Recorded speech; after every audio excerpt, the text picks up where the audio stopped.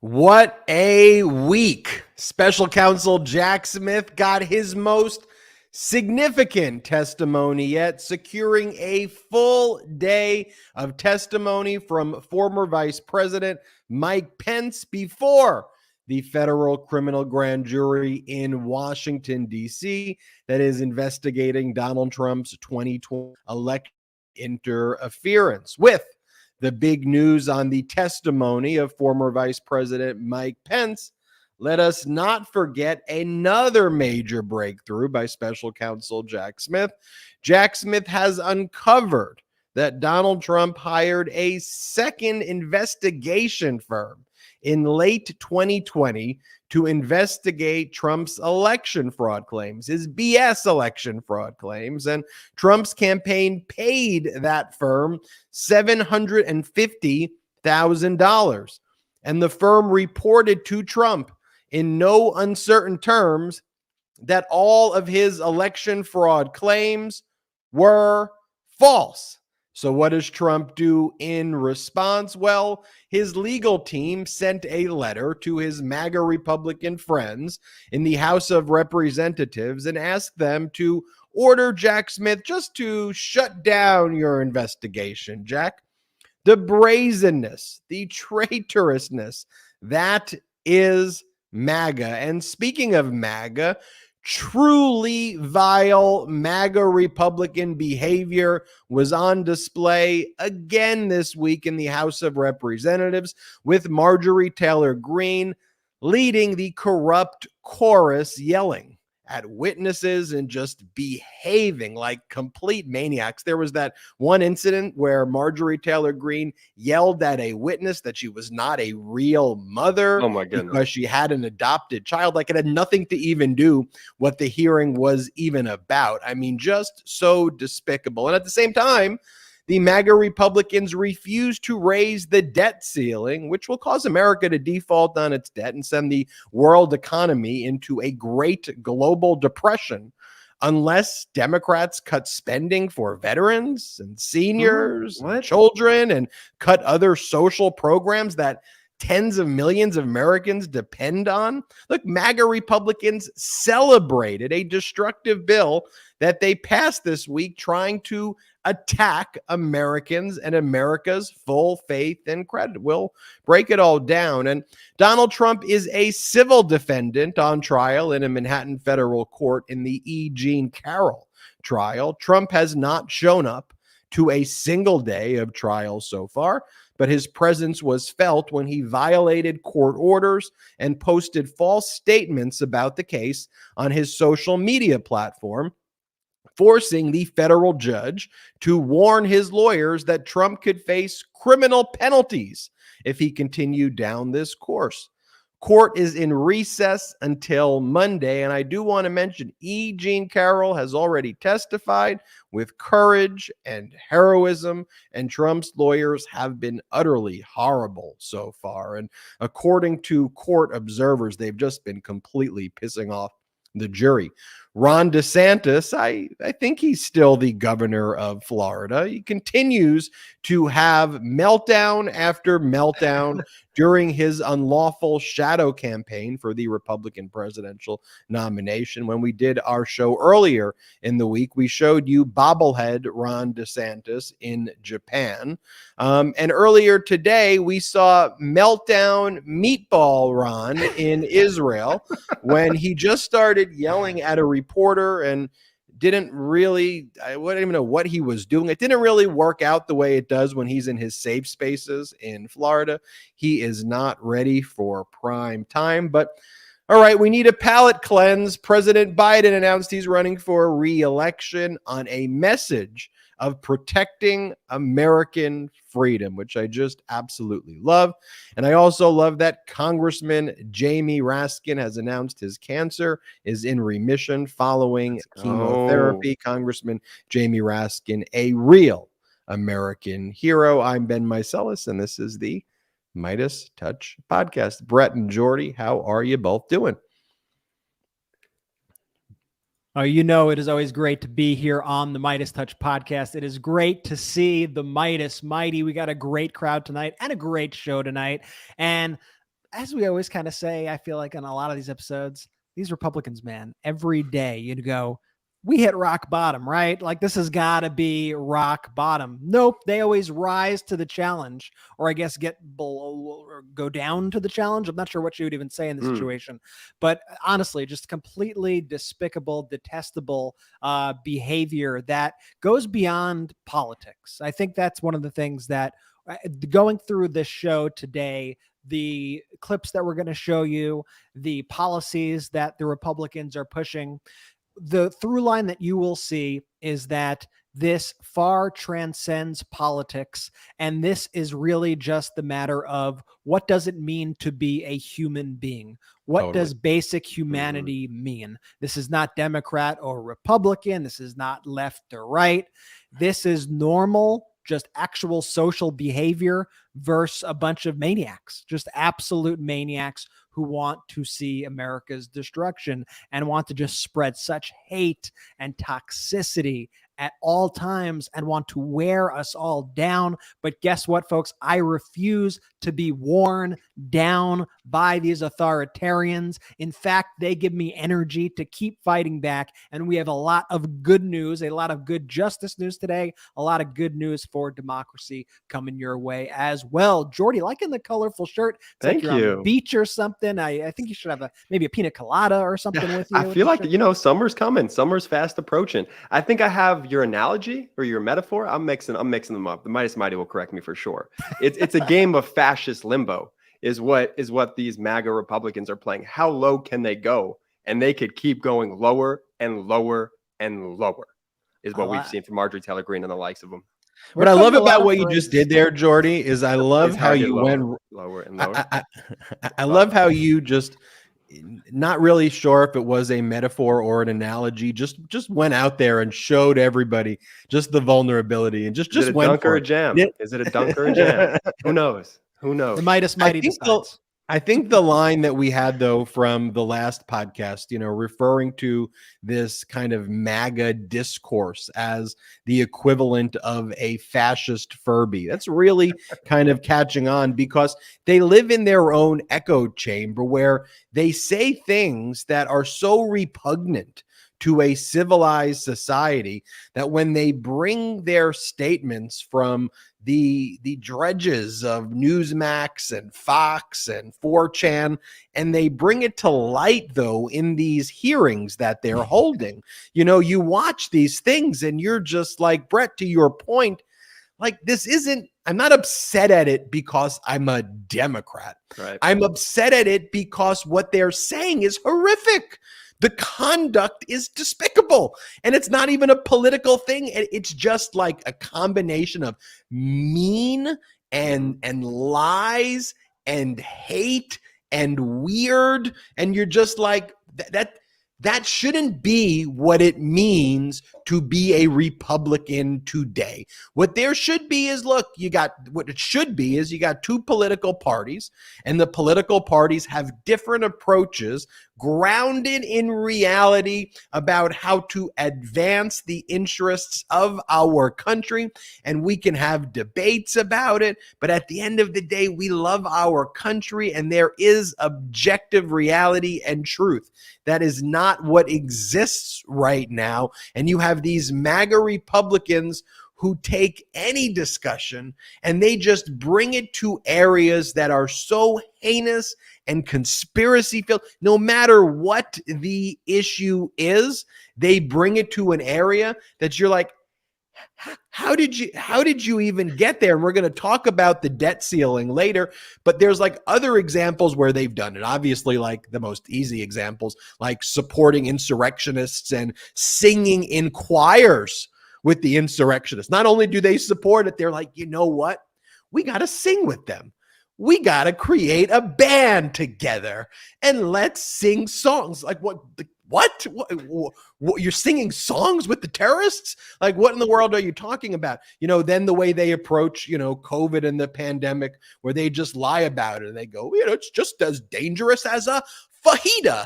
And you're like, a fajita? Like, what are you talking about? But then when it comes to the debt ceiling, they're the only ones who are so maniacal as to basically say, here's what we're going to do.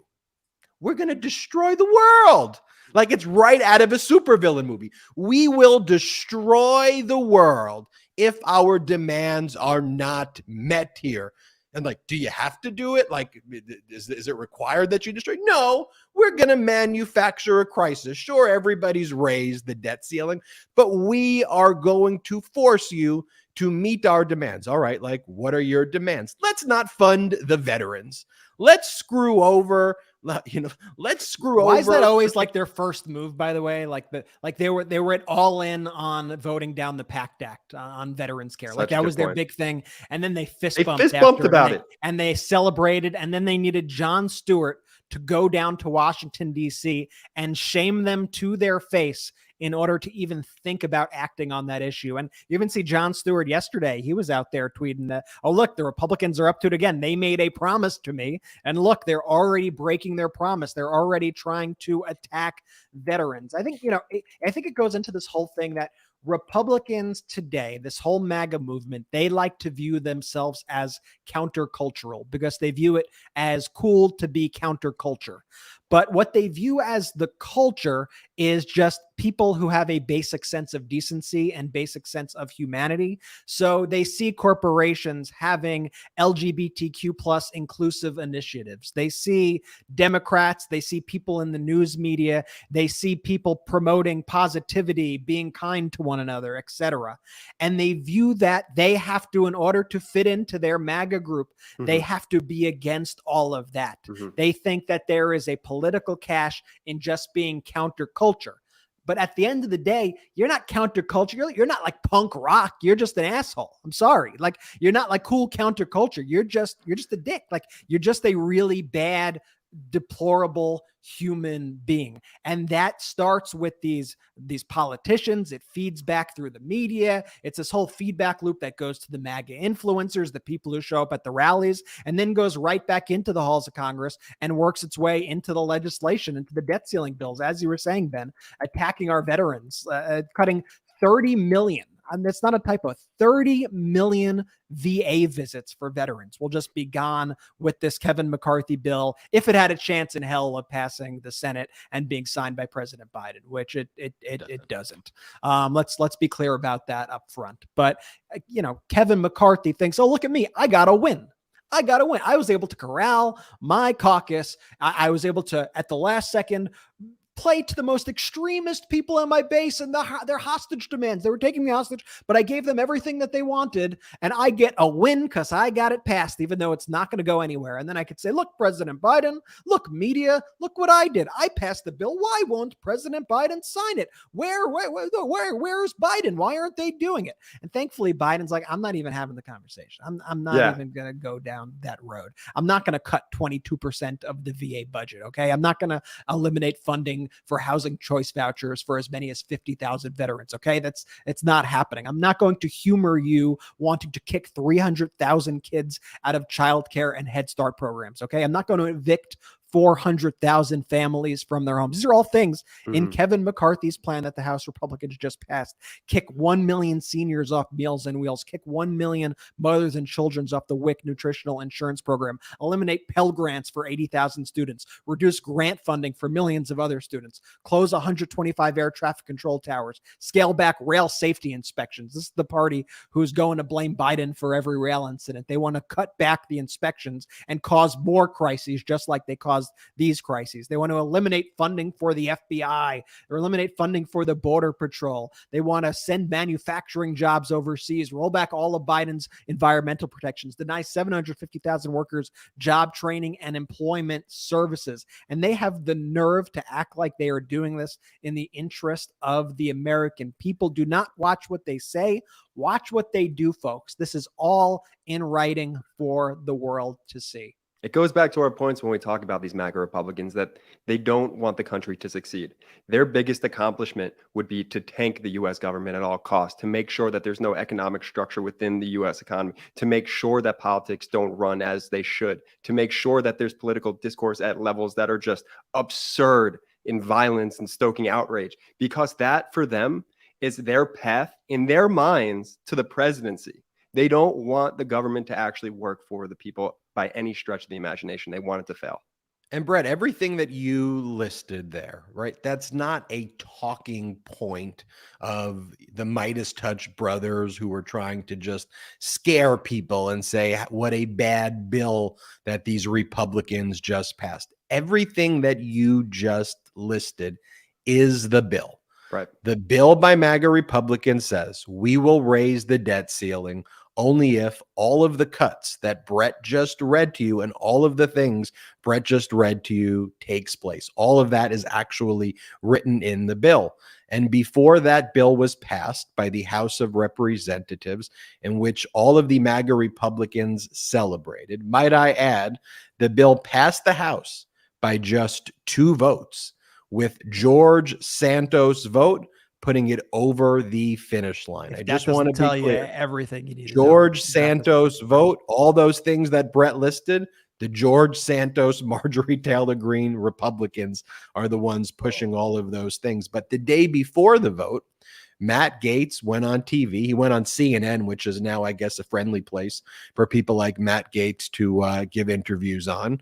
And Matt Gaetz admitted on TV that Kevin McCarthy's speakership, those 14 votes, and then finally he got through in like the 15th round or whatever, Kevin McCarthy had to agree to condition the debt ceiling on all of the cuts that we just listed here because Matt Gaetz made him do it. So Matt Gaetz held Kevin McCarthy hostage, who now holds the United States of America hostage. But I want to play first this clip of Matt Gaetz, and then I want to show you the response by Hakeem Jeffries, the Democratic leader in the House of Representatives. But first, let's play the clip of Matt Gaetz on right-wing CNN. My colleagues who put conditions on Speaker McCarthy are not going to fall for that trick. And let me answer the question you asked in your monologue. Absolutely. Features of the deal that allowed Kevin McCarthy to ascend to the speakership require him to fight on top line spending levels in this debt limit battle and to not delay that for the appropriations process that usually gets rolled up in one big omnibus bill. But listen very carefully to what he said at the end there, right? Which normally takes place during the appropriations process that normally gets rolled up into the omnibus bill. I know the first part of what he said was kind of the most egregious, where he said he was holding Kevin McCarthy hostage, but the latter part actually speaks to what the true process is. It's not that there are never discussions that take place about the budget and about appropriations, right? That takes place, as you heard Matt Gaetz said, during the normal appropriations process, because the debt ceiling is not, it is never about future looking spending. The debt ceiling is about paying the debt that has accrued in the past. 97%. Let me say the number again. 97% of all debt that has accrued in the United States predates President Joe Biden. I'll give you another number. A lot of percent. 25%.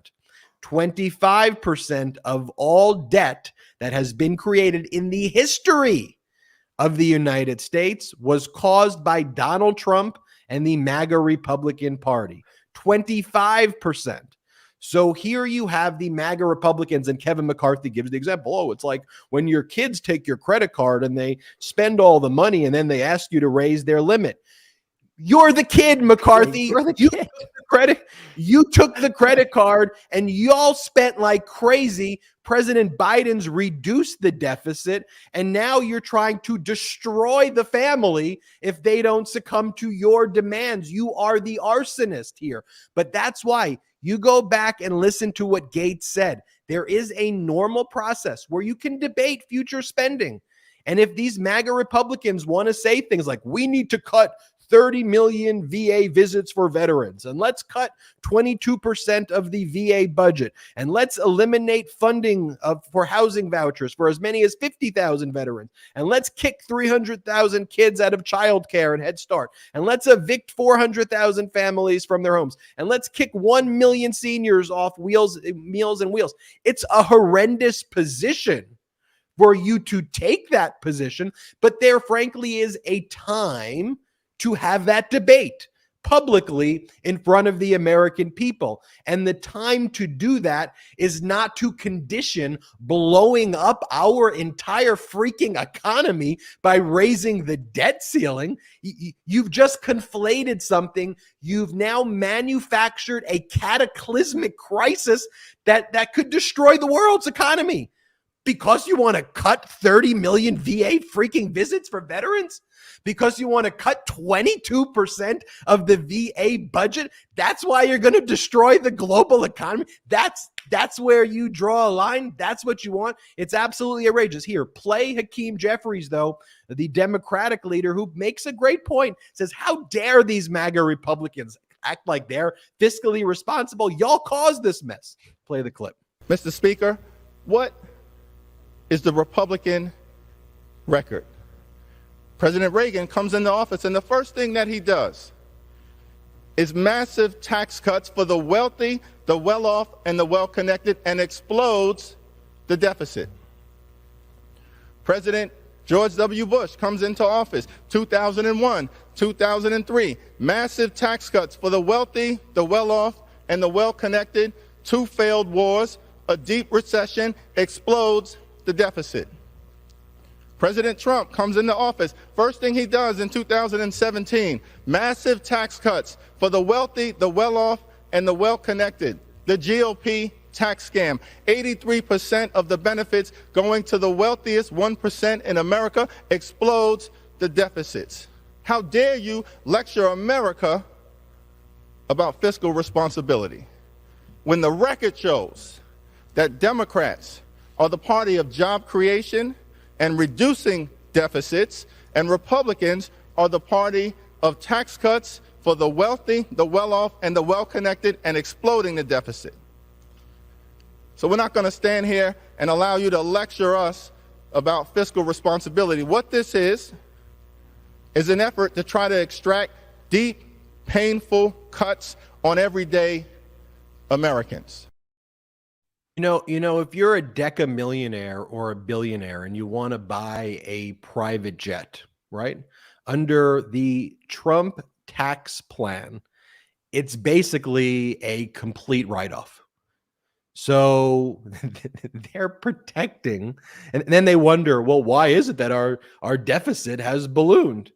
Well, if you're allowing billionaires to put their money in private jets as essentially complete write-offs, and meanwhile you're prioritizing cutting 30 million VA visits for veterans, I think you've got your priorities completely skewed here. But Brett and Jordy, as that discussion was taking place, as the MAGA Republicans were doing that, there were these committee hearings taking place, and you know, whether it was Jim Jordan or Marjorie Taylor Greene, I mean, vile is the right word. You know, it is puke inducing to watch this. And going back to the theme throughout this episode is that their behavior shocks the conscience of a civilized society. That's really it.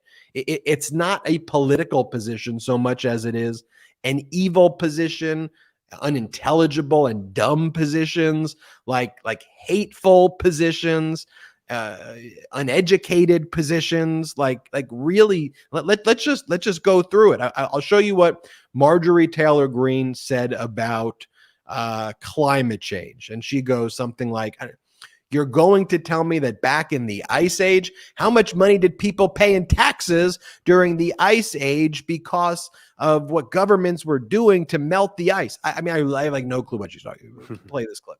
People are not affecting climate change. You're going to tell me that back in the Ice Age, how much taxes did people pay and how many changes did governments make to melt the ice? The climate is going to continue to change. And there is no reason to just open up our borders and allow everyone in and continue to funnel over $50 billion or however many billions of dollars or trillions of dollars to foreign countries all over the world simply because they don't like the climate change.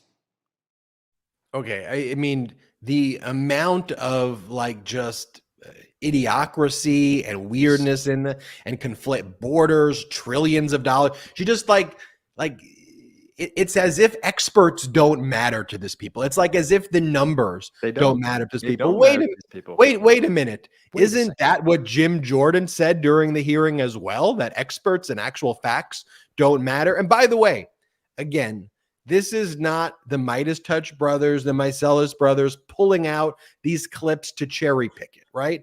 Jim Jordan on the House Judiciary GOP Twitter handle posted this. This was the most important thing of the day. What I'm about to show you, that Jim Jordan wanted his soundbite to be. Like, he could have picked any soundbite from the hearing and cherry picked ones, maybe where he just says like the word anyway, because that probably would have made him sound the best if he just but this is the one that he chose to pick. So just play this clip of Jim Jordan. You know what Americans can't stand? You know what they can't stand about this town? The so-called experts, the unelected experts who try to run our lives. Never put their name on a ballot, never have to go talk to the American people, get elected, never have to run for office. Best example, of course, is Dr. Fauci, who ran our lives for 2 years and was wrong about just about everything he said. And by the way, you're talking about Jim Jordan here. Jim Jordan, who did not even pass the bar, but pretends to be a lawyer on the House Judiciary Committee, talking about experts. And it's so disingenuous. And what they are trying to say, really, if you break it down and distill it, actually goes against everything that they act like they stand for. Because what he is saying is, don't believe the experts. Don't believe your doctor. Your doctor doesn't know how to best care for you, women. Your doctor doesn't know that. These doctors, they don't know how to best handle infectious diseases that plague the world, that plague our country. Don't listen to economists. Don't listen to the scientists that have been warning about global warming, rapid climate change. Don't listen to any of them. Listen to the government. Listen to me, Jim Jordan. I'm going to tell you what is best for you. I'm going to tell you what kind of medical procedures that you should get or what you should be not allowed to get. I'm going to tell you how diseases spread, how diseases work, and what's the best course of action to take against a global pandemic. Don't listen to the experts. Listen to me, Jim Jordan. And what I hate what Jim Jordan does also is he pretends to speak for the American people. You know what the American people hate? You? I don't know. Your vile behavior? Experts. I didn't see that coming. I mean, I think we rely upon experts. There was many other things on the list that I would say the American people hate until we get to experts. Okay. And then Jim Jordan just runs with that. And this is also an authoritarian fascist tactic. It's destroy institutions, break down the whole notion of expertise, put everybody kind of on the same playing field, whether somebody who's actually studied something their entire life or somebody who is just speaking completely out of their ass. Honestly, you could also relate this to, what you see going on social media with like blue checks on Twitter and stripping them away from legitimate news sources like the New York Times and giving them to MAGA Patriot 1776. I love Trump heart, whatever the hell these accounts are. They're trying to put experts, people who actually know what they're doing, people with actual expertise in fields on the same plane as just anybody else who heard something in a right-wing fever dream. And that is frankly dangerous. I mean, it's what led to so many people dying of COVID in our country. It's what leads to these catastrophic climate events that we see. That kind of ideology that Jim Jordan is spreading is literally killing people.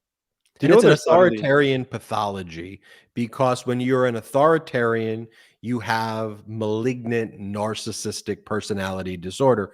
And a malignant narcissist cannot be told that there's somebody smarter than them. And so when they come up with an idea, like a miracle, it's going to go away. Or all you got to do is inject yourself with bleach. And, when you are a malignant narcissist, only your ideas are accurate. Now, if the data starts to suggest that you're not accurate, well, what do? You don't test, right? You don't get the data, because if the data proves you wrong, you then attack the data. And ultimately, the historical precedent about why authoritarianism doesn't work, in addition to it being cruel and unusual and the conduct directed towards the citizens is barbaric, it's also dysfunctional, right? Because you're not getting good advice. You're not getting the best information. You're getting people who try to just please you and tell you what you want to hear and don't tell you the truth. And that has cataclysmic consequences. And what's made America such a brilliant historical experiment and an example for so many other places in the world. And now there's lots of other great countries, though, that have true democracy and do it, frankly, better, I think, than it happens here right now in the United States, because of what the MAGA Republicans are doing. But you want to foster a meritocracy. You want to foster diversity of ideas and have real debates, and then ultimately try to come up with the best solutions. But that's not what's taking place. And there aren't real discussions right now in the House of Representatives. Instead, you got people like Marjorie Taylor Greene, who's given the powerful assignment on the Oversight Committee, and they hold the hearing. That's what they call the hearing. The Consequences of School Closures, Part 2. The president of the American Federation of Teachers, Miss Randi Weingarten. The purpose of this hearing, again, is to basically downplay COVID like it was a serious thing.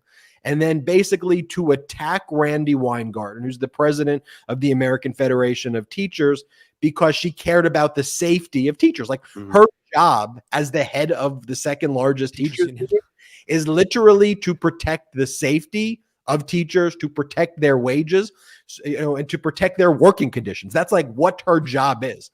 She's supposed to advocate to the various departments to make sure that people are protected, and at the bare minimum from global pandemics. And then you should protect them from a lot of other bad working conditions, but at a bare minimum, pandemics. So the MAGA Republicans act like, how dare you go and ask the CDC to make safety protocols? It's like, teachers are dying. And I get that, the relative, amount of cases for children may have been less than adults, but guess who are adults? Teachers. Guess where the children come back to? Their parents. Guess where and their grandparents, who are vulnerable people as well. And kids. Ben, for all this blame on Fauci, for all this Fauci blame, Fauci set guidelines. Fauci gave his educated analysis based on data. And then who actually made decisions to do school closures and whatnot? Donald Trump and governors in those states and local school districts. Dr. Fauci was not going and putting the locks on the freaking doors at the schools.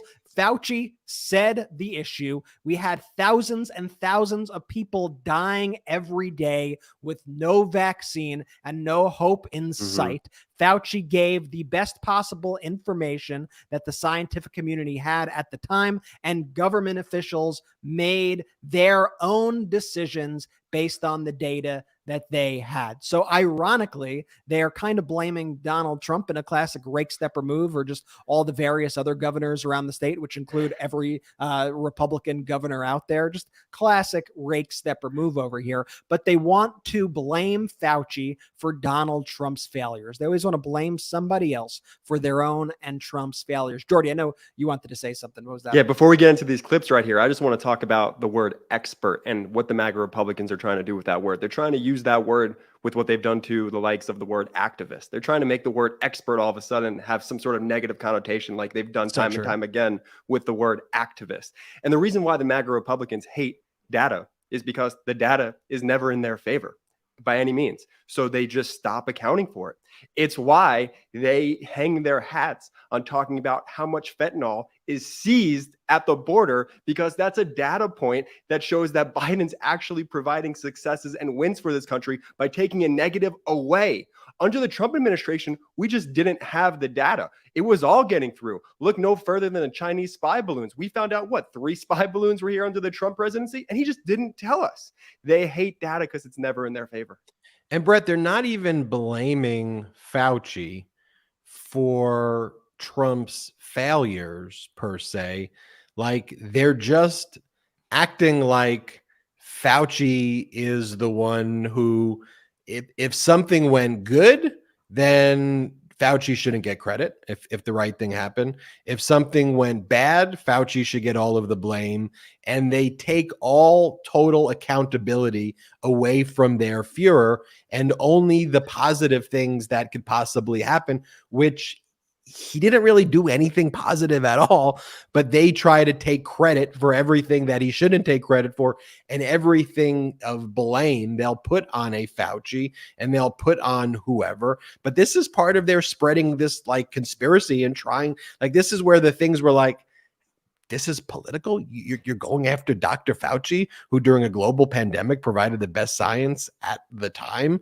You know, somebody who is a world renowned scientist. Like, you're politicizing that. But anyway, they hold this hearing. This is what they're talking about now, right? Just to be clear, they're not holding hearings about how we could improve working conditions for Americans or get Americans better paying jobs or lowering prescription drug prices. Or like, they're not doing hearings on things that like problems that are impacting Americans. No, they're doing a hearing on the consequences of school closures and saying that the American Federation of Teachers president should not have advocated for safe work environments for the teacher. And then they spread a conspiracy that she was the one who wrote the regulations ultimately. Like, it's completely ridiculous. But then when they have Randi Weingarten there, and Randi Weingarten's a lesbian, and Marjorie Taylor Greene knows that. So Marjorie Taylor Greene basically starts mocking Randi Weingarten, saying that you're not a real mother. Here, play this clip. Miss Weingarten, are you a medical doctor? I am not. Are you a mother? I am a mother by marriage. By marriage, I see. And my wife is here with me, so I'm really glad that she's here. Rabbi Sharon Klein. Miss CDC as not a medical doctor, not a biological mother, and really not a teacher either. So what you did is you advised the CDC. Mr. Chairman, that's a excuse me, this is my time. You like you need to admit that you're just a political activist, not a teacher, not a mother, and not a medical doctor. Gentlelady's time is expired. Yeah. I now recognize Mr. Jordan from Ohio for 5 minutes. Point of order, Mr. Chairman. I just want to make note that the decorum of the attacks on the witness were unacceptable that the gentlelady from Georgia just did. And so it'd be nice if we didn't attack the witnesses, particularly whether and making a decision about whether or not she's a mother. You are a mother. Thank you for being a great parent. Thank you. Thank you. Your point of order is recognized, Mr. Garcia. A point of order. Now recognize Mr. Point of order.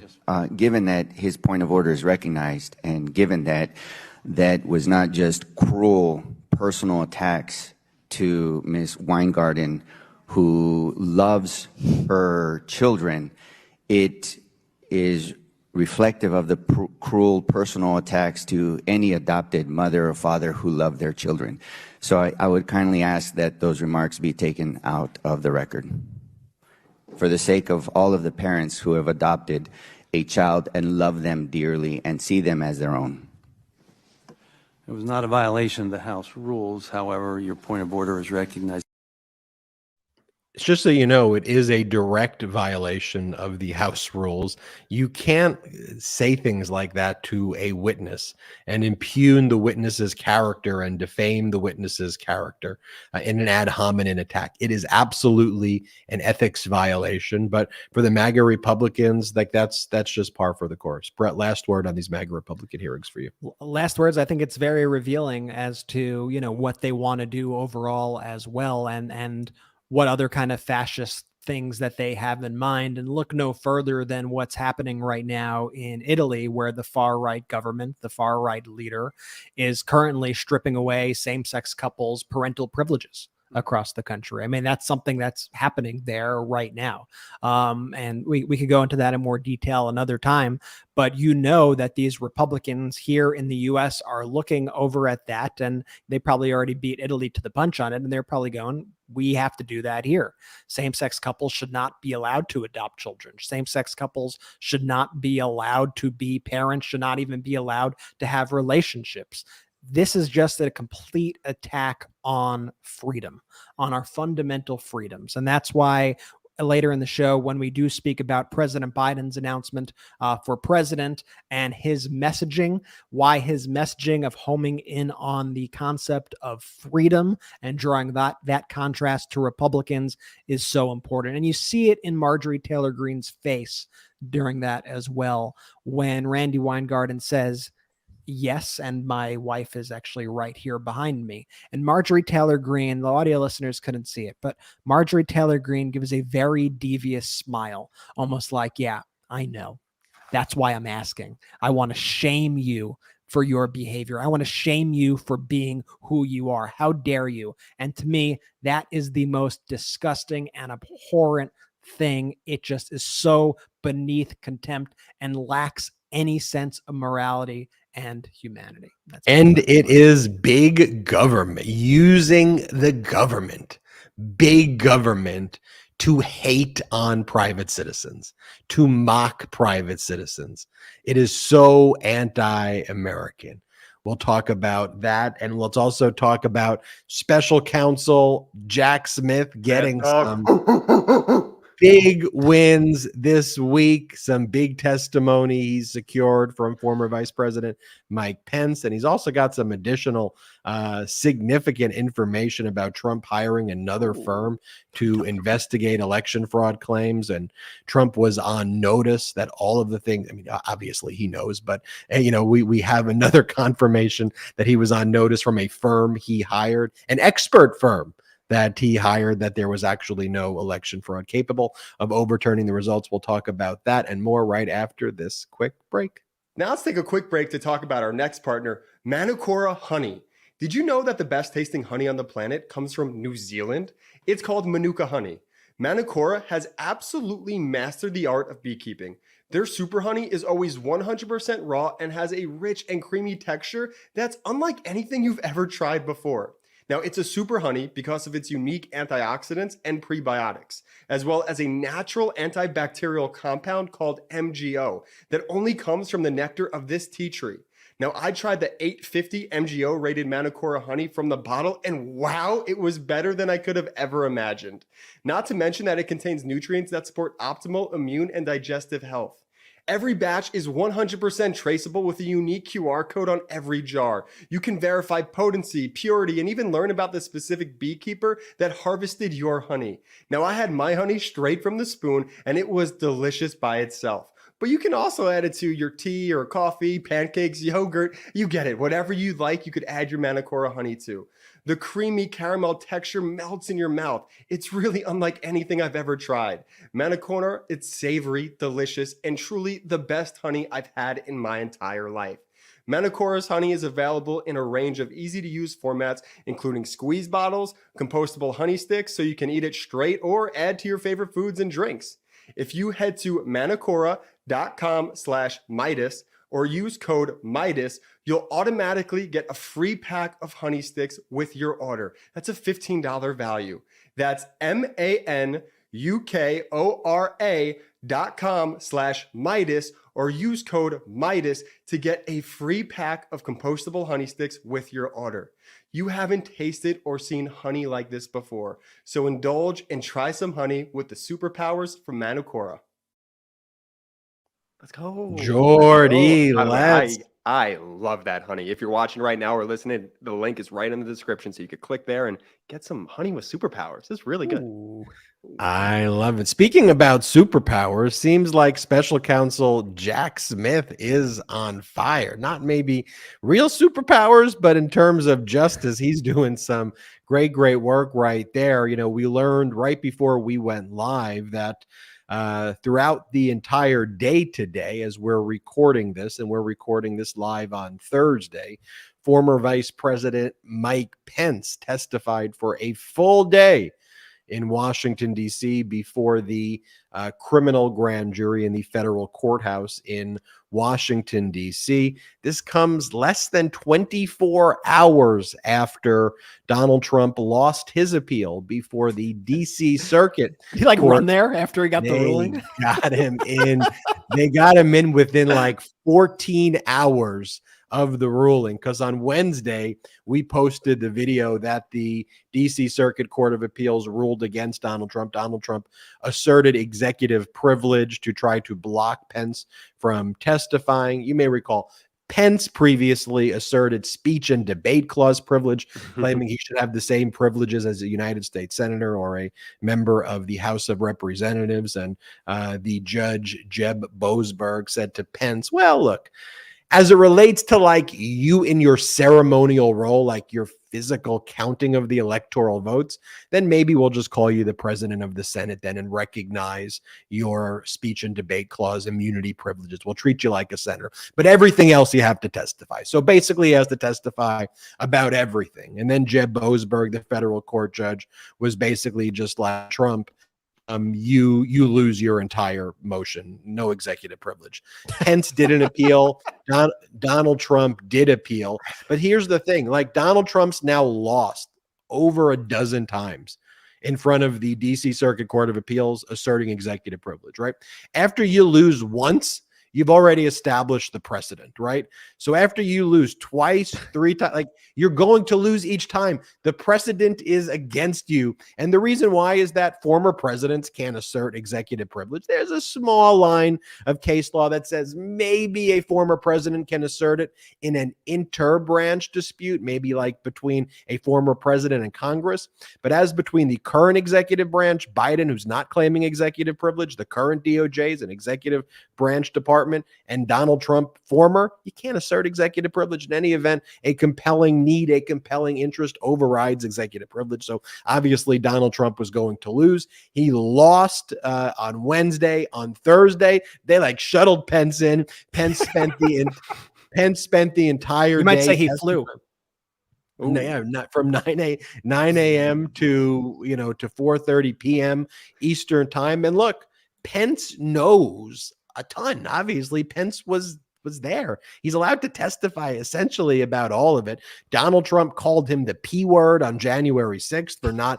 Donald Trump thought that's what would work by calling Pence the P word on January 6th before inspiring the insurrection and encouraging the insurrection. So just think about that and all of the other threats that Donald Trump made against Pence, all of the other conversations that Pence would be privy to. And so again, this was a very big development that you have former Vice President Mike Pence testifying before this grand jury. I just think about the impact, a former vice president testifying against the president. But I'll say this too, for everybody who's upset about the pace in which this process has taken, slow, I'm with you. I share your frustration. But here's what I would say. If you go back to all of the prior episodes of the Midas Touch podcast and the hot takes that I would do, go back, for example, when people like Mark Short, former Vice President Pence's former chief of staff, testified before the grand jury. Go back to Greg Jacob, the former chief counsel to Pence, when he testified before the grand jury. What would happen is they'd show up before the grand jury a long time ago. And then Trump would assert executive privilege there. They wouldn't be able to testify on those issues while Trump asserted it. Then Jack Smith or the DOJ would have to go in, get an order. It would have to be appealed to the DC Circuit Court of Appeals. Then the DC Circuit Court of Appeals would then force them to testify. The grand jury doesn't meet every day. It meets a few times a month. So you'd have to find in the next 2 or 3 months a time when everybody was free to do it. That process has been repeating over and over again. Now, if you didn't go through that process, you would not get the testimony of Pence. Or you would not get the testimony of anybody. So if anyone was just like, hey, Jack Smith should have, or before that, Garland should have prosecuted right away. My only point to that is I'd ask you this question. Would you have wanted a prosecution to take place without the key witnesses? Or would you say, you know what, if it's going to take an extra year, but we're going to get all of the major witnesses, we're going to have to climb the ladder to the top. And in the meantime, we're going to still prosecute the Proud Boys and all the other insurrectionists, and the MAGA Republicans will join a choir with the insurrectionists as well. But, the other prosecutions are The other prosecutions are still taking place, right? It's not like, they got over 1,000 other prosecutions, over like 600 convictions so far. They're batting 100% on their convictions as of the time of this recording. But just think about it. That's how you got Pence to testify. And would you have not wanted Pence to testify on this thing? Like, I just think you have to ask yourself that question. Then in other big news as well, we know that special counsel Jack Smith got additional evidence from a second firm that Donald Trump hired to investigate, or Trump's campaign hired to investigate allegations of election fraud, all of their ridiculous claims. The Trump campaign hired two people to try to support their conspiracy theories. And the first firm, has been reported before, was called the Berkeley Research Group. And the Trump campaign paid them more than $600,000 for a few weeks worth of work. And they came back and basically said that every fraud claim that Trump made is false. And now we've learned about a second one called Simpatico Software Systems, which is run by someone named Ken Block. And Ken Block just said, every fraud claim I was asked to investigate by the Trump campaign was false. And Block was recently questioned by special counsel Jack Smith. And so that just builds the intent element. And again, when you're saying with Jack Smith, would you want him to prosecute right away without this discovery, without knowing all of this? You really want an airtight case, right? It's also why another proof point why they hate data, because once again, the data does not point in their favor because they just make stuff up. And why can Trump even claim executive privilege in this fantasy land that he lives in? Because to your point, he's an executive jagoff. Like, what is he the executive of?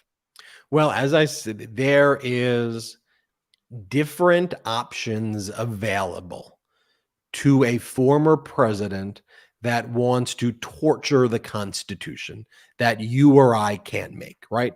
You can't make the Jordy executive privilege claim, but the executive privilege I'm gonna make it. I'd like you to make it.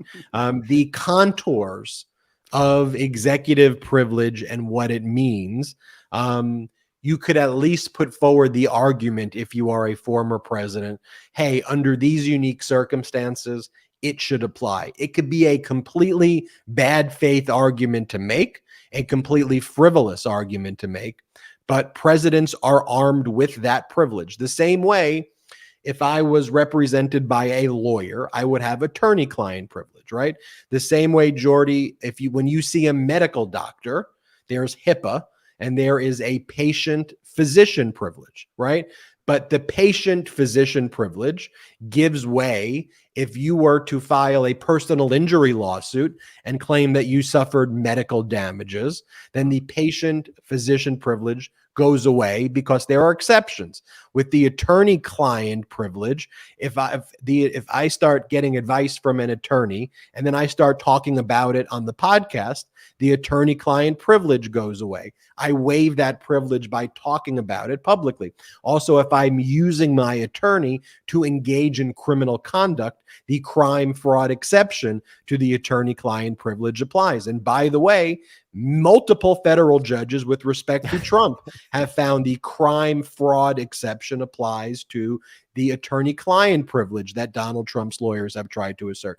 Remember, the Central District of California, Judge David Carter basically ruled that Donald Trump and John Eastman were engaged in a coup in search of a legal theory and allowed the January 6th committee to get a treasure trove of documents which showed that Donald Trump's lawyers knew that Trump was signing false declarations under penalty of perjury in his lawsuit in Georgia, amongst other evidence. They also showed that Donald Trump's lawyers knew their arguments that were being made to the Supreme Court were completely frivolous arguments and that they would never win, right? And similarly, the prior chief judge, Judge Beryl Howell, found that as it relates to Evan Corcoran and Donald Trump, because Corcoran was being used as part of Donald Trump's effort to obstruct justice in his theft of thousands of government records, that the crime fraud exception applied with Corcoran, and Corcoran was forced. So that's a very long-winded answer, Jordy, to say that the privileges. What a thorough explanation. You know what? That's why you're my big bro, because that's that what you're the there privilege, for. though, of Thorough executive explanation. privilege is a privilege that he can assert. It causes a delay, but the privilege can be broken if the privilege doesn't exist. And time again, the executive privilege has been demonstrated to be complete BS. I'll say this, Jordy, by the power vested in me as a podcaster, as a podcast host, I grant you executive privilege. The Michael Scott meme. I declare executive privilege. I declare Jordy has executive privilege. And isn't it? It's kind of ironic that I feel like the only things that you hear that Donald Trump actually spends money on or pays people for are like things that backfire and things that work poorly on, like in his favor. Like you hear about Donald Trump having to pay like Hillary Clinton and all the people in that lawsuit, like these massive sanctions. You hear about Trump having to pay $700,000+ to a firm that refutes all of his stolen election claims and makes him criminally culpable for the insurrection. And he does it twice. Like it's just, he spends his money on things like the things where he actually pays people.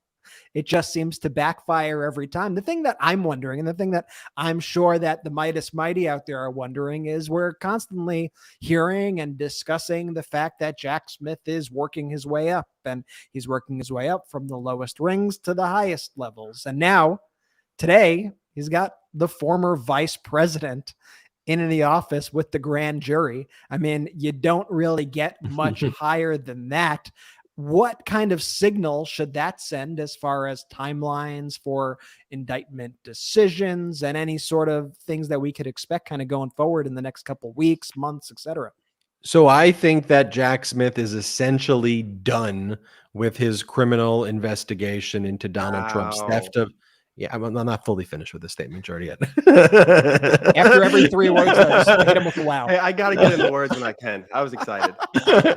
All right, sorry, go finish. With respect to Donald Trump's theft of thousands of government records, that he obstructed justice regarding those records at Mar-a-Lago. Wow. Now we could say, wow. I think that investigation's done. I think with Pence, there's likely going to be some follow-up necessary with prior witnesses. There's also going to still be some issues there as well. We haven't heard the name Mark Meadows in a while. A few weeks back, Donald Trump lost again an appeal to try to block Mark Meadows and a bunch of other people from testifying, right, on the basis of executive privilege. So a few things that, and Mark Meadows may actually be more important to Jack Smith than former Vice President Pence, but you'd actually would want Pence before Meadows so that you have the full information. Because remember, Meadows was the central repository of all communications relating to the insurrection. So if I was Jack Smith, Mark Meadows would be my last person, right? So I would go Pence, and then I'd focus on Meadows. And here's the thing with Meadows. Meadows is likely going to invoke the Fifth Amendment against self-incrimination. And so what Jack Smith will have to decide, and I think when you rewind these episodes, you'll see next week or in the next 2 weeks, you'll be like, hey, Ben said that was going to happen. There's going to be discussions on whether or not to give Meadows what's called derivative use immunity, meaning for the purpose of Meadows' testimony, anything that he says during his testimony or that's uniquely derived from his testimony, he gets immunity from. If he commits perjury, you don't get immunity from that. And if special counsel Jack Smith was aware of other crimes, not derivative, not derived from Mark Meadows' testimony, you can still try Mark Meadows and charge him for those other crimes that were not derived from the testimony that he gives you. But I think ultimately what we'll be talking about is a decision to give Meadows derivative use immunity. Now, Meadows' documents and text messages I don't believe will be subject to any Fifth Amendment valid privilege there. But if you're going to want Meadows to give you context of what the responses were to those messages, you'd probably give Meadows derivative use immunity, which again is an immunity limited to what's derived from his testimony. And to me, it's a no-lose proposition for Jack Smith because Meadows' crimes are known without his testimony, right? Like they're kind of out there in open and obvious ways. And so I don't think that things will be derived from it that you'll be like, oh crap, now I should charge you for that. Like, I think you will have known about those things before then, but I think that's the last piece there. So Jordy, the document case and the obstruction of justice, to me, that's a wrap. That's done. And I think that we could start hearing news about that soon, but special counsel Jack Smith may just want to keep that in the side pocket for now, so that it's timed the right way. But I still think there's a few more months, perhaps, on the election interference for what I just discussed, but things will start happening very, very quickly. I actually think Jack Smith's timeline now looks a lot like what Fani Willis told the Fulton County Sheriff's Department it would be around that July to September period. And the same way Fani Willis' time frame has gotten moved back because there are now a lot of cooperating witnesses. The fake electors have been cooperating with her. Same thing with Jack Smith. I think that the fact that you've got Pence, you're like, okay, if this makes my timeline a little further out, I've got some kind of critical key testimony here. So big updates there with Jack Smith. But so what does Donald's lawyer do with it? I said, Jordy, what's the response by Trump's lawyers? Like, this is their go-to move. Because remember, going back to the beginning of this episode, you've got a fascist party in the House of Representatives as the majority, right? Like, this isn't a pro-democracy Republican party. Like, they're just like an outright corrupt party that you would expect to see in Russia, basically, right? It's like Putin's party. And so the go-to move is Trump's lawyers go to one of these committees. In this case, it's the Intelligence Committee, and they go to the chair, this MAGA Republican chair, and they basically write, his name is Mike Turner, and they write him a letter. And they say, hey, and the basic instruction at the end of the letter is ordering him, is basically saying you need to order Jack Smith to not be involved at all in the criminal investigation of Donald Trump. But when you go through this letter, it is like one of the most like bizarre things I've ever read. So this comes from Trump's legal team. So let me just break it down in a non-long-winded way.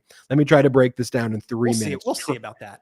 Trump's lawyer, Tim Parlatore, sends a letter to the MAGA Republican chair of the Intelligence Committee saying that you need to order Jack Smith not to further investigate Donald Trump's obstruction of justice and theft of government records.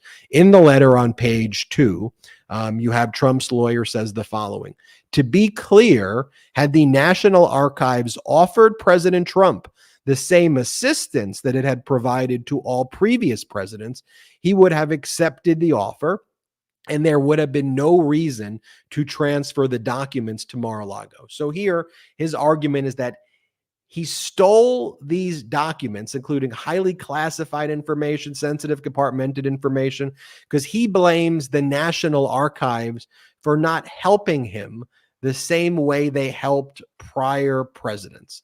Well, prior presidents also didn't lead an insurrection. Prior presidents accepted their terms ended.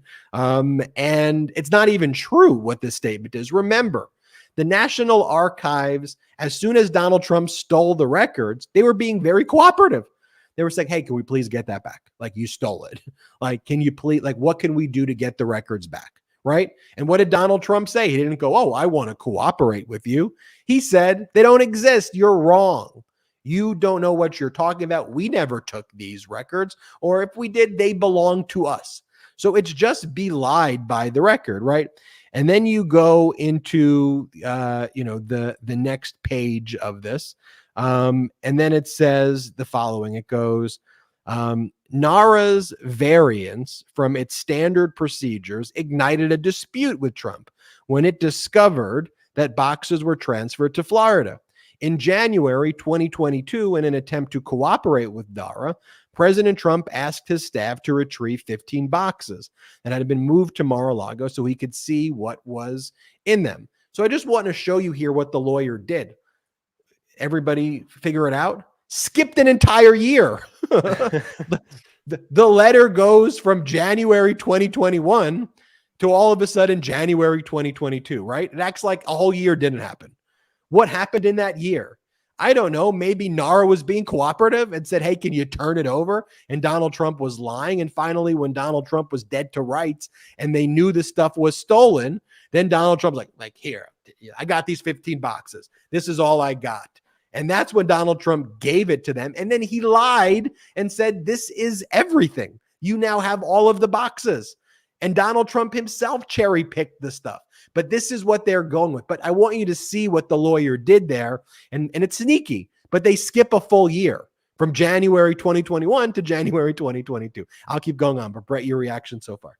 My reaction is it tells you everything that they did not submit this to an actual court, but they submitted this to their lackeys in the GOP Congress because everything is a political game to them. You know, they want to use the federal government and use their weaponization committees and use this committee.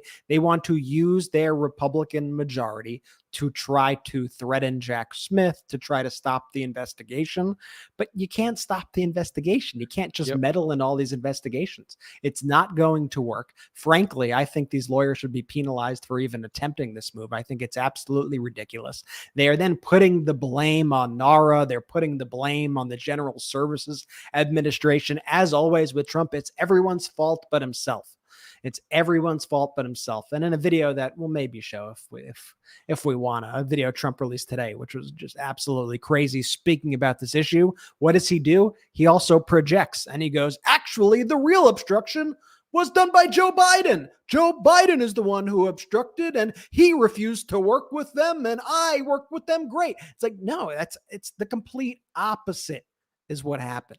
And then he cites the Presidential Records Act, but he says it has the opposite meaning, which is a very clear-cut meaning as to what it actually has. He says it means that as president, ex-president, he could keep whatever he wants, when in fact it says that those documents actually belong to the government of the United States and that they all need to be accounted for. It's just the gaslighting is nonstop, and all this is about is once again that same Republican kind of Russian-style disinformation, flood the zone with BS, muddy the waters, try to confuse people. And once again, it's an attack, to bring it back to the beginning, on the experts. Let's not let the legal system, let's not let the experts in charge of these documents work this out. Let's let these maniacs in Congress, our lackeys in Congress, who are so pathetic, who just do everything to try to help Trump when they could be spending their time actually helping the American people. They've decided to spend their time protecting Trump.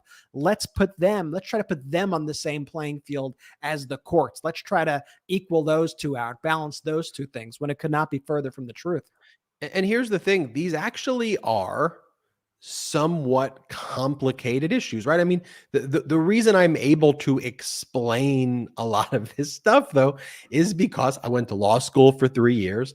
I practiced law every day, for over a decade, and I've dealt with issues like this before.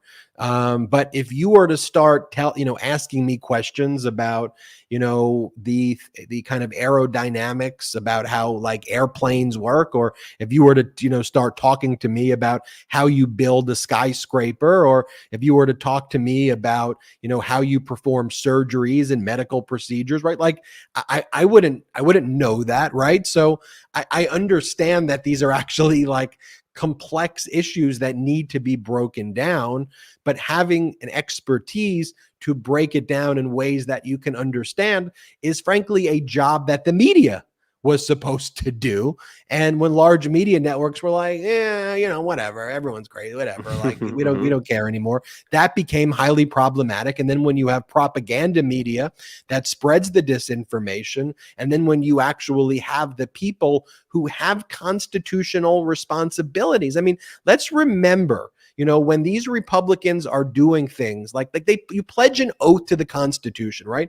And even when we were talking about the debt ceiling, for example, like when you pledge an oath to the Constitution, like in the 14th Amendment, Section 4, it says the validity of the public debt of the United States authorized by law, including debts incurred for payment of pensions and bounties for services in suppressing insurrection or rebellion, shall not be questioned.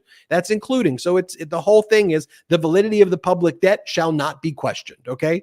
So like just even something like that, like you're supposed to follow the Constitution. And when these MAGA Republicans are like, yeah, screw it. We don't like democracy. We don't like the Constitution, whatever. Fascism, George Santos, Marjorie Taylor Greene, Lauren Boebert, Mr. Potato Head, testicle tanning, green M&Ms, purple M&Ms, Dr. Seuss, bathrooms.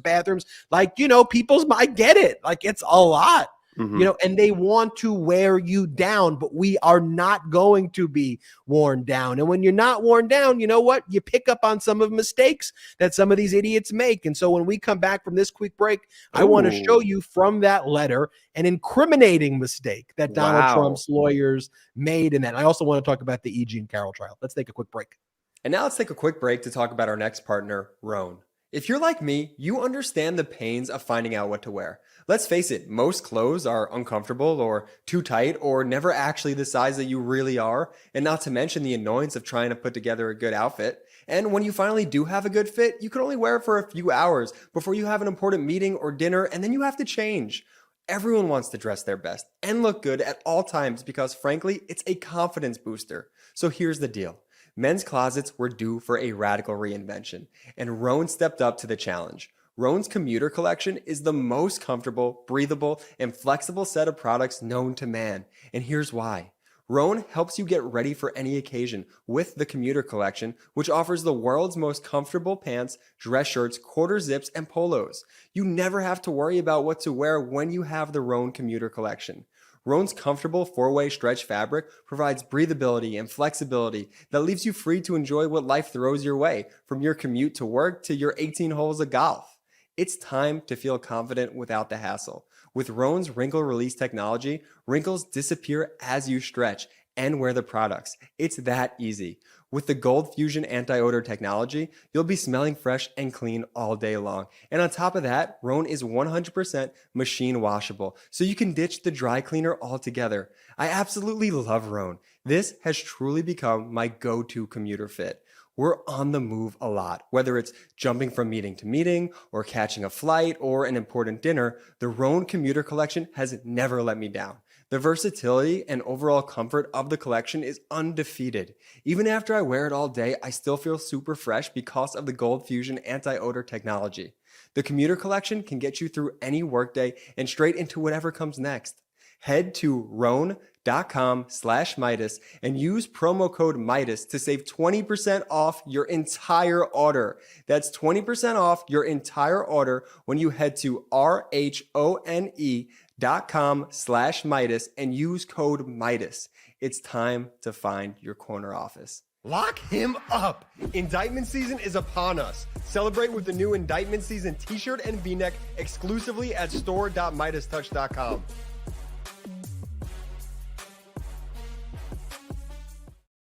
I'm Ben Meiselas. Welcome back to the Midas Touch podcast. I'm joined by Brett and Jordy Meiselas, my younger brothers. We are back. Let's go page 3 of this letter, where Donald Trump's lawyer, Tim Parlatore, basically discusses what they've deduced is are the classified records that were there, or the sensitive compartmented information that was there, and the way they were able to kind of figure it out. We're just talking now about the 15 boxes from January of 2022. We're not talking about the other documents that were obtained during the valid search warrant that was executed on Mar-a-Lago on August 8th, or the June 3rd return of documents where Donald Trump's lawyers, Corcoran and Bob, put a declaration under penalty of perjury saying they returned everything, which was a lie in response to a subpoena, but I digress. But this is what they say. The way they were able to find it is that they were given access to look at the non-classified material, but within the non-classified material, the National Archives had placeholders for what the classified information was. So they were able to basically work backwards and say, okay, well, this must be the classified information by looking at the classified, by looking at what the placeholder said. This is what it says. The vast majority of the placeholder inserts refers to briefings for phone calls with foreign leaders that were located near the schedule for those calls. So think about that. One of the key things that are these classified documents, right, are the notes of the conversations with foreign leaders. So like it's pretty sensitive information right there, right? You know, so the way they'd find it, they'd have the schedules of when the meetings took place, like they'd have the calendar entries, and then there'd be a placeholder for, you know, the notes, and those were communications with foreign leaders.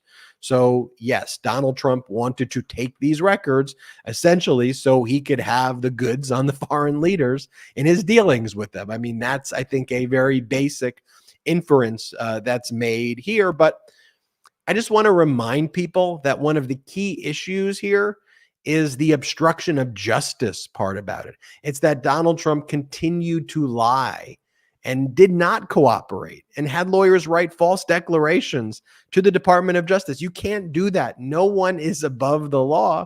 And so early on, when Donald Trump stole this stuff, he had about a year's worth of time, a year, to be cooperative, you know, and just to turn it back, and he would have been fine. You know, I think there would have been, I think a lot of people would still may have been angry, like, hey, we're just letting him get away with stealing this stuff, you know, even though he was caught, like he should have turned it over. Yeah, but he probably would have got away with it. It's because he lied and put himself above the law for about 18 months. That's why this is, you know, this is it's reached where it's reached. It's all been because he's a malignant narcissist who views himself above the law, and most of the things he does is criminal, like how he's handled these documents. And speaking of which, I do want to talk about the E. Jean Carroll trial, but I've been talking a lot. I want you maybe to break down what's gone on with Ron DeSantis and this trip to Israel, and then we'll go back to E. Jean. Ron DeSantis, who's apparently just been jet setting for weeks now. I don't even know. Like, when has the guy last been in Florida? Is he even doing anything for Florida anymore? I've never really even seen anything like this. Ron DeSantis just going basically from country to country, and every single country he goes to, he has like the weirdest gaffe on the planet. And just like, I was trying to think about it a little from his perspective the other day, because he's in Asia. And so he's got to be like a full day ahead on a completely different kind of news cycle time zone. So he's got to be going, you know, doing these press conferences, you know, whatever happens, he does it, right? He goes to bed. We wake up, they become memes, and he becomes the most laughed at person on the internet. About, 12 hours later, he then wakes up and he's got to be like, holy shit, right? Like it's gotta hit him in a much delayed place where he like wakes up and he's like, they're talking about what now? My bobblehead? What did I say? But Ron DeSantis the other day went from, acting very strange when he was asked about a potential presidential run and his poll numbers. And when he was asked the question in Japan, his reaction was to like wave his head, open his mouth, all kind of strange, bobble a bunch and say, well, I haven't announced yet, and we'll see when I announce. Yeah, he wasn't prepared for the question whatsoever. And what you're seeing is how really incompetent the guy is once he gets out of his little safe space. Like Florida, he's got like a bulletproof system set up where he only allows specific journalists to talk to him. He only allows specific people around him so he could berate people to their face when he wants. He could get those made for TV moments when he wants. He's got complete control of the situation.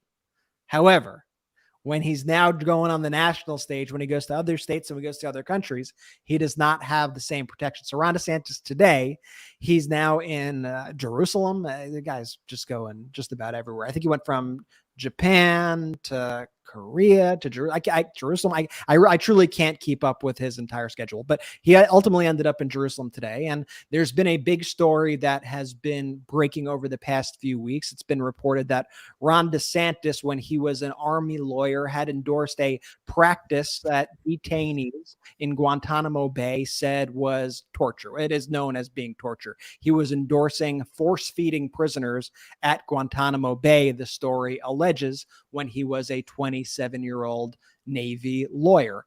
And so Ron DeSantis was asked about this, a simple question about Ron DeSantis's time as in the Navy when he was a Navy lawyer. And you would think you would be prepared for this a little bit, or you think, no matter what your take on the question is, that you'd be able to answer it with some sort of tact. But Ron DeSantis, thinking he's back in Florida, thinking he's back in his control environment, tries to berate the journalist who asks him the question and just ends up making a complete fool out of himself and shows what a hothead loser he is. So it's a little hard to hear the journalist question here, but he's asking about this experience of Ron DeSantis when he was at Guantanamo Bay as a Navy lawyer and when he endorsed these torture tactics. So we'll play Ron DeSantis's answer to being asked about, is that true? No, none. All that's BS. No, totally BS. Governor DeSantis, say you were present during those feedings. Is that Who said that? Detainees have told us that. How would they know me? Okay, think about that. Do you honestly believe that's credible? So this is 2006. I'm a junior officer. Do you honestly think that they would have remembered me from Adam? Of course not. They're just trying to get into the news because they know people like you will consume it because it fits your preordained narrative that you're trying to spin. Listen, a no would have sufficed. Yeah. Listen, whether the story is true, whether the story is not true, guess what? You have an opportunity right now to clear it up. You have the opportunity to tell the press, tell the international audience, tell the American people what happened. You could give your answer. Instead, he just goes into that whiny, whiny voice. So whiny. It's the soul leaving the body. So whiny. Weak. And you see him. I want you to watch a lot of these Ron DeSantis clips. For those, Ben's workshopping the impression. He's got to add it to the repertoire. But you got the. I've been watching these clips of DeSantis that come out of all these pressers on mute, and I think they're very revealing of him on mute because he does the same thing. He just shakes his head around. And well, it's a great point. He has a tell. He has a tell when he's wildly uncomfortable. When he's backed into a corner, he doesn't know how to answer a question. He just starts nodding his head and bobbling it around. And we've seen that in that clip. We've seen that in the clip when they asked him if he was going to run for, the GOP candidate in 2024.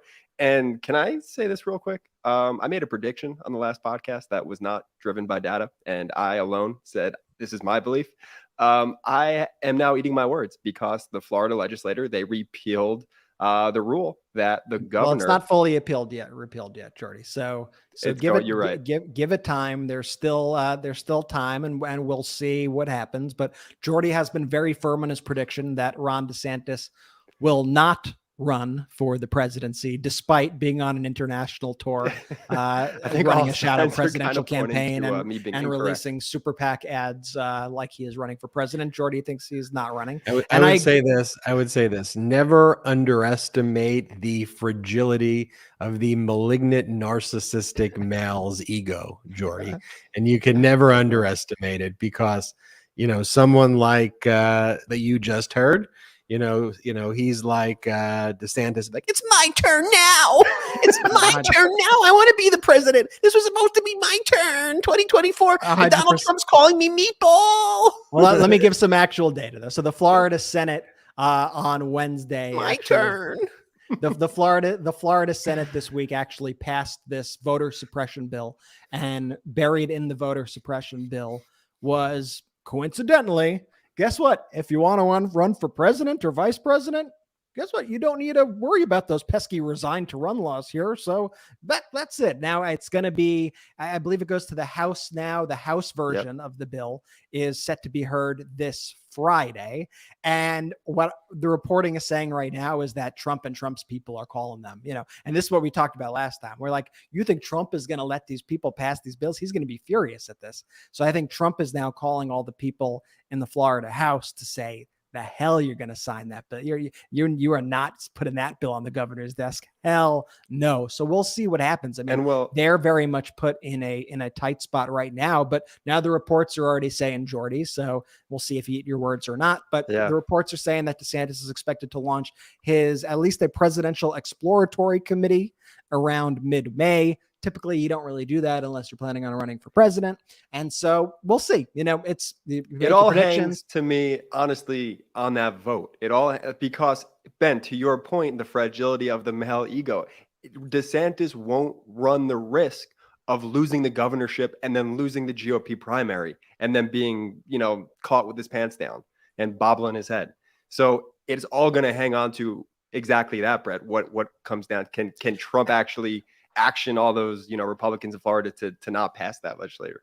And here's and like the latest poll that came out, like the Emerson polling that I saw earlier today, had DeSantis down to 16%. Like he's been cut like in half since the last poll. He's doing really bad. And the more people see him, and by the way, people in Florida who know Ron DeSantis have long said the more people get to know the guy, the less they like him. That's something that we did discuss on the show months and months and months ago about Ron DeSantis.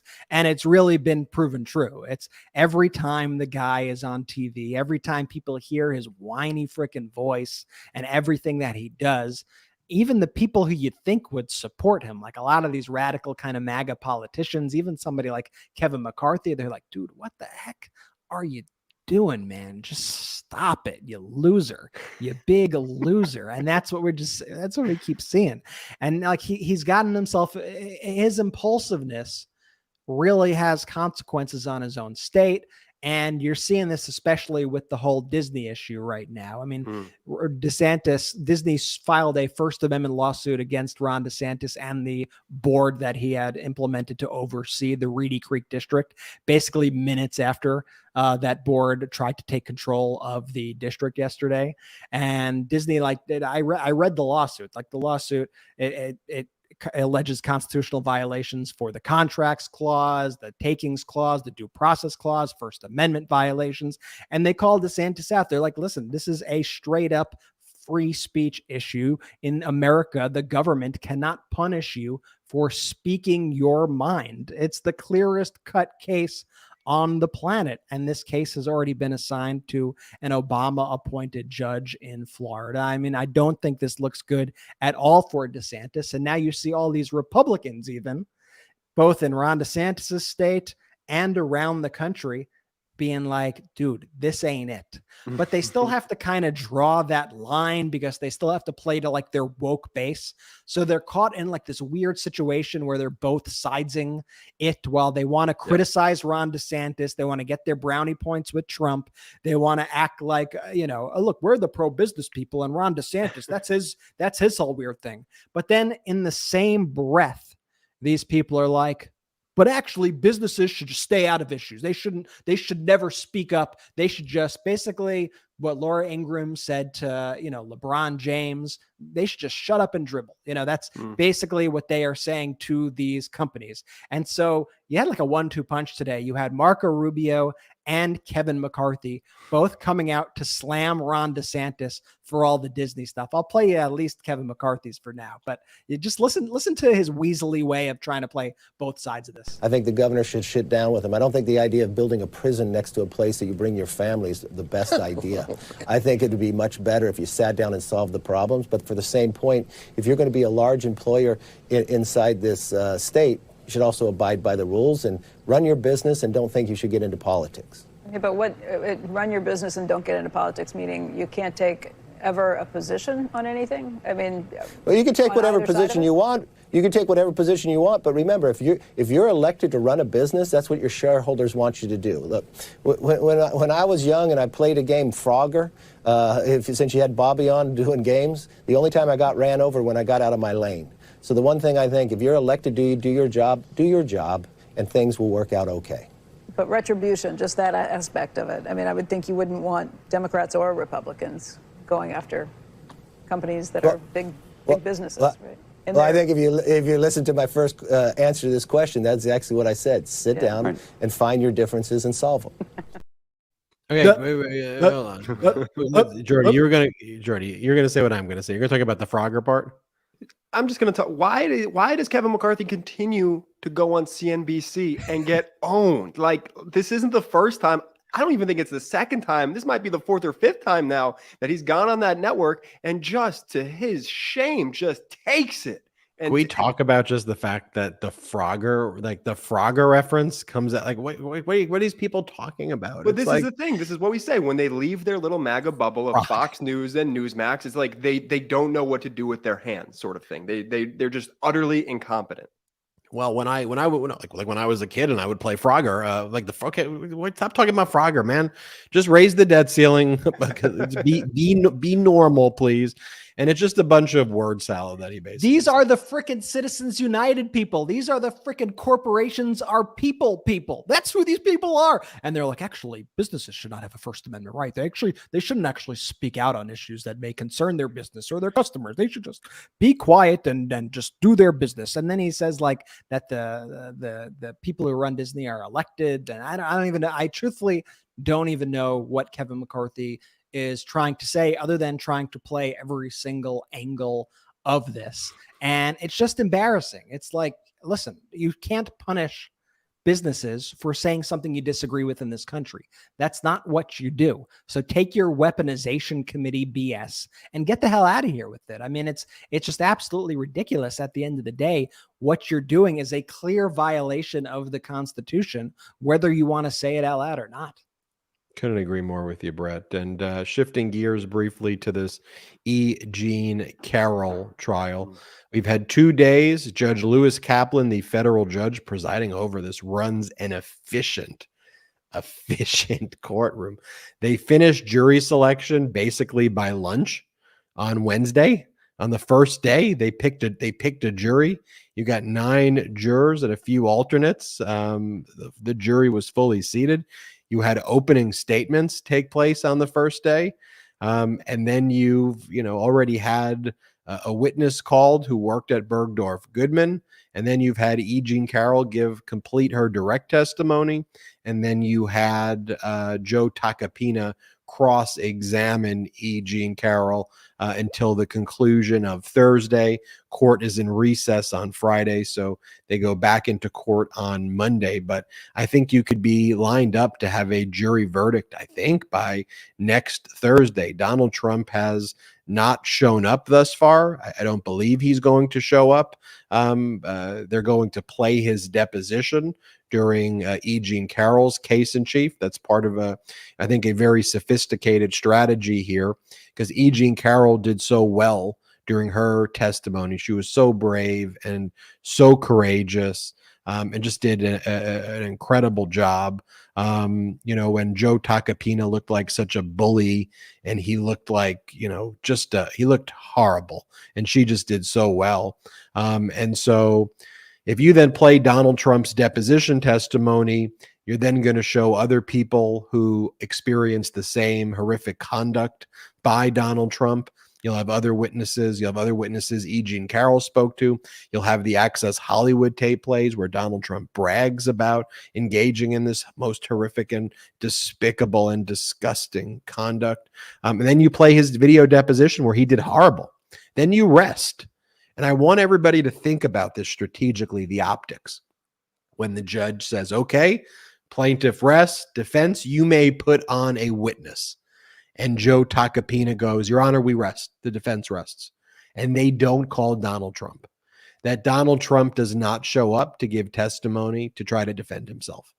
And you think about it, a civil case is not beyond a reasonable doubt, right? The jury has to find by a preponderance of evidence. In federal court, there has to be a unanimous jury. So it has to be a 9-0 decision. Otherwise, the jury will be hung. But what they have to find is just more likely than not that the scales tip 51% to E. Jean Carroll's side of the story versus Donald Trump, right? And if she introduces all of this evidence, and again, the hardest part in these types of cases is putting your client on. And she did a fantastic job Then you put all this other overwhelming evidence, other victims testify, the Access Hollywood tape plays, Donald Trump's deposition where he says the most despicable things. Then you rest. And then Tacopina says, I'm not calling someone. And the jury goes, he's not even going to show up. That's going to be a massive moment. And that's why Roberta Kaplan could have subpoenaed Donald Trump to show up. But this is where lawyering and the strategy behind it is so important. And you would never think that that's the right move. You would normally think, of course, you bring Donald Trump in. You get his ass there. You make him testify. She's making a smart decision here. Also, her whole team of lawyers, E. Jean Carroll's law firm, Roberta Kaplan's law firm, some of the most incredible tactical lawyering I have seen. Like the opening, pitch perfect. The direct exam, pitch perfect. Like any issues that you would think may be concerning to the jury, they didn't hide the ball. So why was it that happened? How come you did that? Can you explain to the jury? So by the time Tacopina did the cross, everything had already been discussed. As a lawyer, it's like watching like Da Vinci in his prime. What these lawyers are doing. And on the contrary, watching Tacopina and Trump's lawyers, it's whatever the opposite of that is. They are. And so it's really been quite a sight to see, or at least to see the reporting that we're getting from the folks who are in the courtroom. I definitely personally want to give a huge shout out and send all my love to E. Jean Carroll. I mean, I truthfully cannot imagine how excruciating it is for her to relive what has to be the most horrific moment in her life and be that raw and emotional and talk, so explicitly about what Donald Trump did to her on the stand, while Joe Tacopina, like a bully, yells at her and calls her basically a liar on the stand. I mean, it's just think about what she is going through. And E. Jean Carroll has been on the Midas Touch podcast. We've had some incredible conversations with her, and I just have so much love and respect for E. Jean. So huge shout out. I mean, we when we talk about these issues a lot, it's often like, Trump versus this person, this versus that, but there are real people with real lived experiences. And so I just want to make sure that, that we give E. Jean Carroll the appropriate love here and send our regards to her, which, is a very serious and has to just be a very hard experience for her. But if, she's got the best team, literally, I don't think you could have a better legal team on this case. And so, I'm happy for her, and I'm thrilled that she is finally getting her voice heard and her side of the story told. I think it's so important. And finally, President Biden, we talked about this at the top of the show, announced that he is running for re-election. I'll make one more point about E. Jean Carroll, though, was that Donald Trump's posts that he's been making have not gone over too great with this federal judge, which is an understatement. Donald Trump does his standard post where he calls it a scam and all of these things. But there have been motions to preclude these types of statements that Donald Trump's making in the courthouse. And because he's technically supposed to be there, like he's not required to be there. It's a civil case. You're not required to. So when he's not showing up, though, and he's making these statements outside of the courtroom as these extrajudicial statements, he technically is now a defendant in an active case where he's violating the court orders, which preclude certain things from going in front of the jury because they're prejudicial or false or irrelevant or just MAGA-ish conspiracies. And he tries to spread those things on his social media platform. So the judge basically said to Joe Tacopina, you may start have to looking at some other United States statutes, referring to criminal statutes, if Donald Trump keeps it up. And then Eric Trump tried to impress his daddy. And so Eric Trump did his own post. And then the judge, said, oh, you should tell Eric too. Eric took it down immediately while Donald Trump still kept his post up. All right, going to President Biden. President Biden announced he's running for re-election. I think the message is a very, very strong campaign message. It's the results. It's the production, it's what he's accomplished, but then he's running on freedom. And he's running on the fact that these MAGA Republicans, for all the things that we discuss on the Midas Touch podcast, are taking away American freedoms. And the MAGA Republicans are the ones who are using government to harass people, to intimidate people, to control the bodies of women, to control who you can marry, to try to literally, not recognize the existence of the trans community, like using government for the most horrific of things. And it is a pro-freedom platform. And I just think that, Hakeem Jeffries' message is that. You see the Democrats' messaging is on point. And I think we'll be hearing more and more about that. And finally, Brett, you want to tell us about the good news with Congressman Jamie Raskin? Jamie Raskin. I mean, everybody, huge shout out to Jamie Raskin, who just finished his chemotherapy, which is really, really exciting. He rang the bell today in the hospital and thanked the medical staff. And when I saw this video, I welled up a little bit. I'm not going to lie, folks. I had a big smile. Jamie Raskin is such a fighter and just such a good person. Like, let's put politics aside and the fact that I think he's an incredible politician. Jamie Raskin just seems like a really incredible human being. And we've also had Jamie Raskin on the show and had a great interview with him a few months back. If you want to look it up on YouTube or on the podcast, you could check out our interview with Jamie Raskin.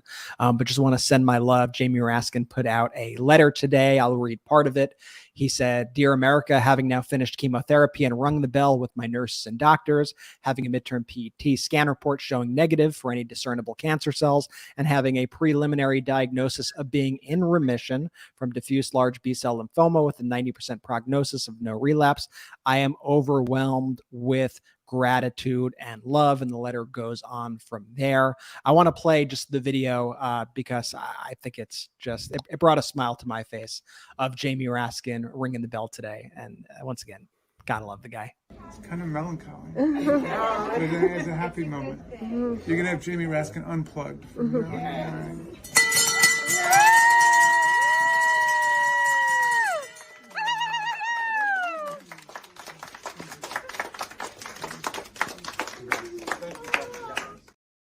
So shout out to Jamie Raskin. Congratulations on the road to recovery. Cancer is in remission. We send all the best and all our love to Jamie Raskin and his family. I think it's always good to end on a bit of positivity. And I think there's nothing better than that, Ben. What do you think? Well, look, data is important. This was a data-filled show to take you into the weekend. We discussed a lot. We covered a lot of issues. Everybody out there, if you're watching this just on YouTube, please make sure you subscribe to the Midas Touch podcast wherever you get your audio podcast. It's like the simplest way you can help out if you are a YouTube watcher. So easy. Just find whatever you use. If it's Spotify, if it's Apple, if it's Stitcher, if it's Google, whatever you use, just after the show, search Midas Touch Podcast and make sure you subscribe on audio as well. Make sure you share and spread the word as well about the Midas Touch podcast, about this network, to friends, family, coworkers, colleagues, everybody that we really appreciate that. That's one of the best ways you can help. If you can, become a member of our Patreon. If you can't, no worries about it at all. We don't have outside investors. And so one of the ways we're able to fund this network is through our Patreon. It's not the best business model, but nonetheless, it makes it so that we're very, very kind of community focused and movement focused. So you just go to patreon.com/MidasTouch, patreon.com/MidasTouch, or just go on Patreon and search Midas Touch. There's one of the membership tiers where you can become an honorary producer. Let's go. And your name appears at the end of the show. Thank you to our honorary producers and all of our patrons at the Midas Touch Patreon site. Also, check out store.MidasTouch.com store.MidasTouch.com for the best pro-democracy gear. 100% union made, 100% made in the United States, which is great right there. And then we'll just take everyone out, Brett, I think, by showing you all this video of the meeting between, you know how Trump meets with Kim Jong-un and brags about the letters? Well, President Biden meets with our allies. And so the difference between Donald Trump acting obedient and like a loser in front of Kim Jong-un, and you compare that to President Biden having fun with our actual ally, the leader of South Korea, the South Korean president. I just want to play this moment from their dinner that they had last night. Play the clip. We know this is one of your favorite songs, American Pie. American Pie가 가장 좋아하는 곡 중에 하나시라고 들었습니다. Yes, that's true. Yes, when I was going to school, it was one of my favorite songs. Well, we wanted to hear you sing it.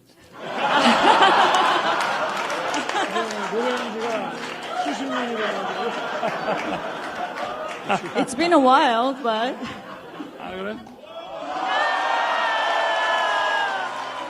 a long, long time ago, I can still remember how that music used to make me smile. And now I knew if I had my chains that I could make those people dance, and maybe they'd be happy for a while. February made me shiver with the paper I deliver. Bad news on the doorstep. I couldn't take one more step. I can't remember if I tried when I read about his widow bride. Something touched me deep inside the day the music died.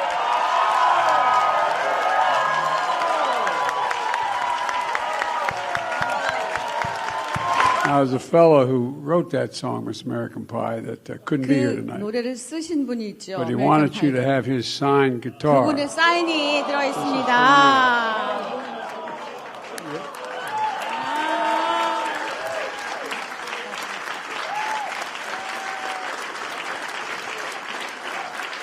Don McLean. You Don know? McLean이다. Thank Now, you so much. the next state dinner we're going to have, you're looking at the entertainment. Shout out to the Midas Mighty.